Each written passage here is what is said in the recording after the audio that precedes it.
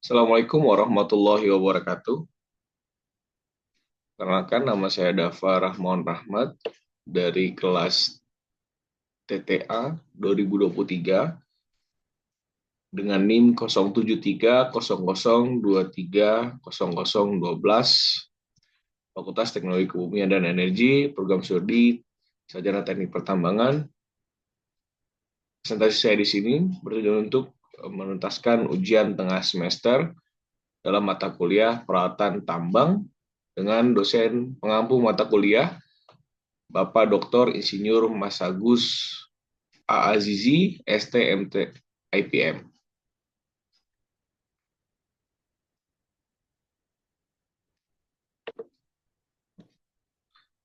Untuk soal nomor 1 di CPMK 1 nomor 1, dalam pertimbangan pemilihan peralatan tambang, jelaskan faktor-faktor sebagai berikut. 1. Untuk nomor yang A, sistem penambangan. Sistem penambangan adalah metode yang digunakan untuk mengekstrak mineral dan material industri dari dalam bumi.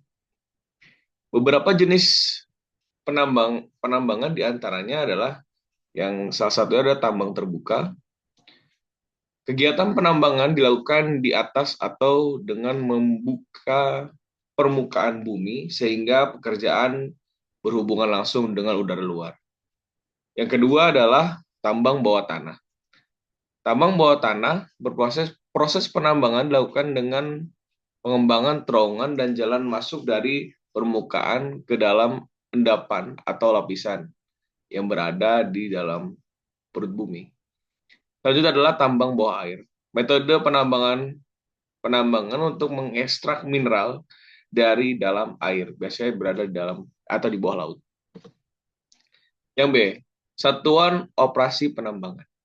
Satuan operasi penambangan ini memiliki beberapa cabang. Yang pertama adalah tipe metode penambangan. Tipe metode penambangan ini terambil dari karakteristik lokasi. Bagaimana suatu alat dipilih untuk di tempat tersebut. Contohnya jika tanah tersebut atau tekstur tanah berlumpur, maka alat-alat yang digunakan biasanya menggunakan roda gigi, bukan dengan ban karet. Karakteristik deposit bisa juga termasuk dalam hal tersebut. Parameter penambangan, itu tipe atau metode penambangannya. Contohnya jika open pit atau tambang terbuka biasanya bisa dilakukan dengan menggunakan alat yang besar dengan ketinggian alat yang tidak ada batasan. Sedangkan untuk di underground itu biasanya dibatasi dengan ketinggian alat. Biasanya alat yang digunakan itu cenderung lebih rendah. Kemudian sistem penambangan. Tadi seperti saya sebutkan, sistem penambangan itu sangat bergantung. Jika kita menggunakan open pit, bagaimana alatnya? Jika tambang terbuka, jika underground, bagaimana? Terus lalu pemilihan peralatan, efisiensi daripada penggunaan alat tersebut. Apakah perusahaan tersebut cenderung untuk cepat dalam proses pengambilan deposit atau bahan tambang dan sebagainya. Untuk CPMK 2 nomor 2 adalah teknik pemuatan dan penggunaan scraper. Jadi scraper ini merupakan suatu alat yang digunakan untuk memuat atau mengambil lapisan bagian atas dari permukaan. Biasanya untuk menampung. Jadi dia mengambil topsoil atau lapisan atas yang berada atau sebelum dilakukannya penggalian lebih lanjut. Kemudian yang adalah komponen dan penggunaan grader. Jadi grader ini pada dasarnya grader ini hampir sama, namun bedanya grader ini mengupas bagian atas dan tidak terlalu dalam. Jadi dia hanya mengupas dan menyingkirkan sebagai pinggir karena di bawahnya ada seperti pisau yang mendorong, yang kemudian didorong oleh grader tersebut.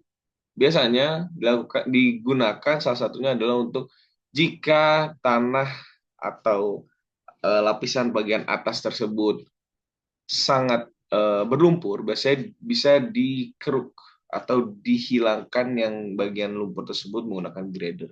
Seperti itu. Untuk CPMK 3 nomor 3, jelaskan siklus operasi dan komponen dari peralatan tambang. Sertakan dengan gambar di bawah ini. Yang pertama, untuk di CPMK 3 nomor 3 ini ada hidrolik ekskavator dengan bulldozer.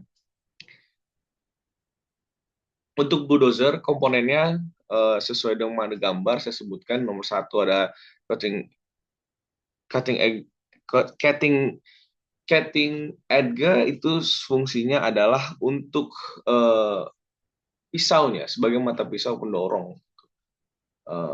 Untuk nomor 2 ada blader, itu jadi setelah dipotong atau didorong tanah atau lapisan oleh dozer, itu akan terangkat. Lapisan tanah tersebut akan terangkat. Terus ada work lamp, yaitu untuk lampu penerangan. Ada lift cylinder, itu untuk tempat di mana lengan hidrolik itu berada. Ada exhaust pipe, itu adalah tempat di mana pembuangan daripada mesin, pembakaran mesin. Ada operator seat, ada tempat duduk operator, ada cabin, ya itu cabin di mana tempat operator itu berada. Ada brake, itu adalah lengan bagian bawah. Ada front idler, itu merupakan gigi-gigi atau bagian rodanya, bagian bawah atau penggerak dari roda tersebut. Udah ada steering frame, itu adalah lengan bagian bawah untuk menopang cutting edge atau bladder. Kemudian ada upper roll dengan lower roll, ini hampir sama, yang satu yang digerakkan, yang satu untuk penggeraknya. Ada track frame. The track frame ini tempat di mana upper roller dan lower roller itu berada. Fine driver, itu di mana tempat berputarnya atau penghasil utama dari pergerakan daripada dozer tersebut. Kemudian ada track C, ada engine comper, dan sebagainya. Siklus kerjanya adalah bagaimana dozer ini akan mendorong tanah tersebut. Ini agak rabun sebetulnya, tapi saya akan jelaskan dengan singkat. Jadi akan mendorong tanah yang ingin didorong, atau biasanya untuk membuka. Dia bisa untuk mendorong atau menghilangkan tanaman. Jadi ada beberapa sistem penggunaan di mana akan dihubungkan dua bulldozer dengan menggunakan rantai untuk menebang pohon-pohon, untuk mempermudah, untuk mempercepat pembukaan lahan. Seperti itu. Ini salah satu contohnya berupa bagaimana dozer tersebut mendorong, kemudian dia bisa membelokkan. Jadi dia akan terus di depannya akan mendorong tanah atau benda yang ada di depannya. Selanjutnya adalah komponen dari hydraulic excavator. Hydraulic excavator itu ada arm, ada cylinder, itu tempat ada boom, itu lengan utamanya. Ada boom cylinder atau tempat hidrolik penggerak dari boomer silinder. Ada ada diesel, itu salah satu komponen utama dari mesin. Ada roller, uh, propel atau bagian penggerak rodanya. Ada bucket, yaitu sebagai tangan pengeruknya. Ada bucket silinder, itu adalah hidrolik penggerak daripada bucket. Dan arm itu tangan pembantu untuk bucket, dan sebagainya. Kemudian ada siklus kerjanya. Pertama, ekskavator akan digging, merupakan bucketnya akan mengeruk benda atau bahan tambang, hasil tambang yang telah diurai.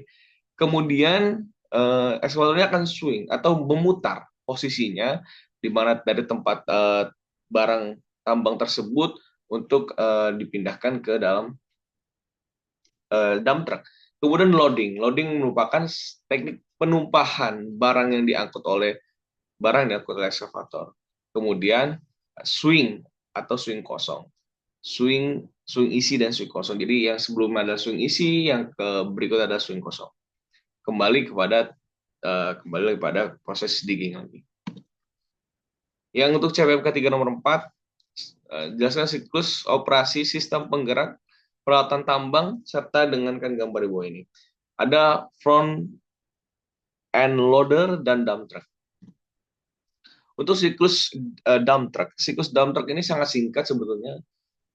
Yang pertama adalah loading, di mana dilakukan proses pemuatan hasil barang uraian tambang, misalnya seperti batu, mineral, biji, dan sebagainya, itu di loading, dimuat kepada ekskavator. Dimuat bisa dengan ekskavator, bisa dengan mungkin dan sejenisnya ke dalam dump truck. Kemudian dump truck itu akan hauling atau membawa barang, bahan tambang dan sebagainya tersebut ke tempat yang akan dipindahkan. Itu disebut hauling.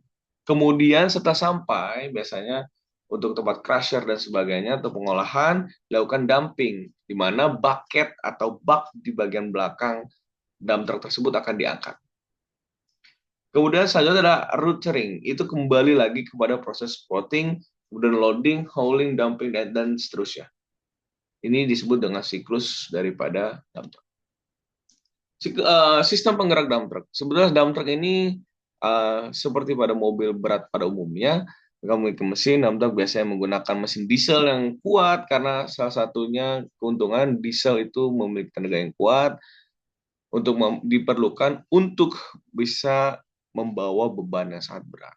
Terus transmisi, ya karena ada mesin pasti ada transmisinya untuk mengatur kecepatan, kemampuan dan sebagainya. Kemudian ada sistem hidrolik. Pompa hidrolik, mengalirkan minyak hidrolik dan sebagainya, tekanan, silinder, hidrolik, reservoir. Pada intinya adalah hidrolik yang digunakan pada dump truck bertujuan atau khususnya digunakan untuk proses dumping, di mana beban yang sangat berat yang berada di atas bucketnya atau baknya diangkat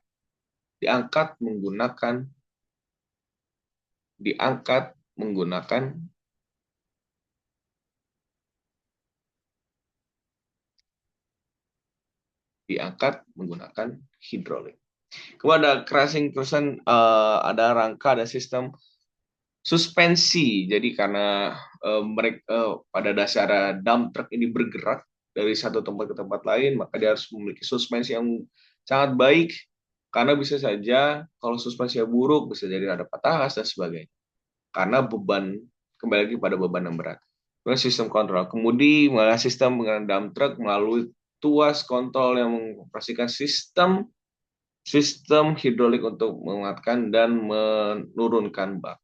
Dump truck sangat penting dalam industri produksi dan pertambangan karena kemampuannya untuk mengangkut material berat dan membuangnya dengan sangat efisien. Jadi dump truck tidak membutuhkan alat bantu untuk dumping. Jadi dia betul-betul setelah dia bergerak dari satu tempat yang lain, dia untuk menurunkannya hanya menggunakan beberapa beberapa menit untuk dumping. Kemudian ada siklus kerja front end loader. Jadi wheel loader pada dasarnya mirip dengan dozer. Bedanya wheel loader dia memiliki bucket. Wheel loader itu mirip dengan bucketnya daripada ekskavator, namun lebih panjang dan tumpuannya bukan di atas tapi di belakangnya. Jadi pada dasarnya wheel loader itu akan maju, ini seperti di angka 1 ini akan maju ke depan, kemudian akan mengeruk pada bagian nomor 2, bisa batuan dan sebagainya. Sebenarnya adalah wheel loader itu akan mundur terlebih dahulu, kemudian dia akan mengangkat bucketnya dan mendorong menuju ke nomor 5 atau dump trucknya, kemudian menurunkan batuan yang dia angkut tersebut. Kemudian dia akan mundur dan itu siklusnya akan terus begitu. Siklus akan terus begitu dan tidak akan terhenti sampai dengan mungkin barang atau bahan tambang itu tersebut habis. Selanjutnya adalah sistem penggerak front end loader. Hampir mirip dengan sistem penggeraknya daripada dump truck, sistem penggeraknya front loader meliputi mesin, mesin diesel, karena diesel memiliki tenaga yang cukup besar untuk menggerakkan suatu alat yang diperlukan untuk beban yang sangat berat. Terus transmisi biasa ya, kembali lagi bahwa kalau kita bahas mesin harus ada transmisi karena mesin itu bergerak, ini tenaga dan roda sering kali atau sistem hidrolik dia seperti hampir mirip dengan ekskavator, hampir banyak sekali hidrolik yang digunakan, pompa hidrolik dengan tekanan karena didorong dengan minyak, dibantu dengan tekanan dari kompresor daripada diesel, kemudian ada krasinosnya penyediaan stabilitas dan penggerak beban. Jadi wheel loader ini ada yang menggunakan ban karet, ada yang menggunakan roda gigi karena tergantung daripada kondisi tempat di mana kita melakukan proses penambangan. Selanjutnya adalah sistem kontrol, tuas penggerak, pengangkat dan penggerak, bucket alat utama untuk pengangkatan dan pemindahan material. Lagi-lagi, kekuatan daripada front end loader ini untuk menggerakkan bucket yang tujuannya untuk mengisi daripada bak atau bucket yang dimiliki oleh dump truck tersebut. Mungkin itu saja yang bisa saya sampaikan. Kurang lebih mohon maaf. Assalamualaikum warahmatullahi wabarakatuh.